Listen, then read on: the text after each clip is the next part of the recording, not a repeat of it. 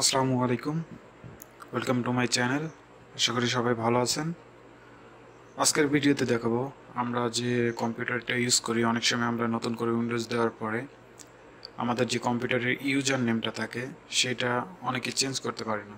তো আমি স্ক্রিনের থেকে দেখাচ্ছি, দেখতে পাচ্ছেন এই যে এখানে আমি একদম নতুন পিসি বিল্ড করছি। তো এখানে উইন্ডোজ দেওয়ার সময় ওরা কোনো নাম দেয়নি, জাস্ট এখানে ইউজার লেখা আছে।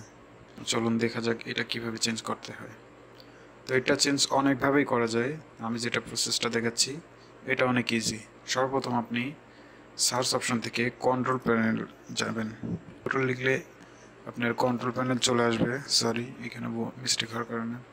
আচ্ছা, কন্ট্রোল প্যানেলে ওপেন করবেন, এইখান থেকে ওপেন করবেন, অথবা আমার দেখতে পাচ্ছেন এখানে শর্টকাট করা আছে কন্ট্রোল প্যানেলের। এটা এখানে ক্লিক করে কন্ট্রোল প্যানেলে গিয়ে কন্ট্রোল প্যানেলে চলে আসলাম।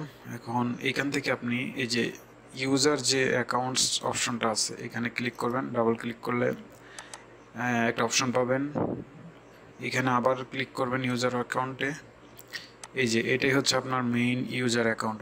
নাম চেঞ্জ করতে পারবেন, তো অন্য কোনো অ্যাকাউন্টও অ্যাড করতে পারবেন।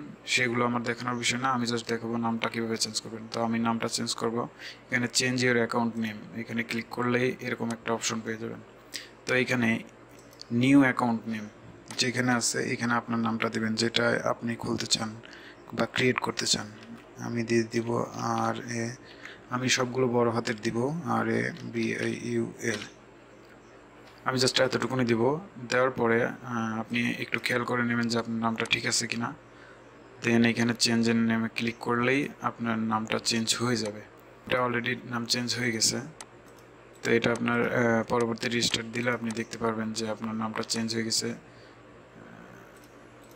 তো আশা করি ভিডিওটি ভালো লাগছে। ভিডিওটি ভালো লাগলে অবশ্যই একটি লাইক এবং কমেন্ট করবেন।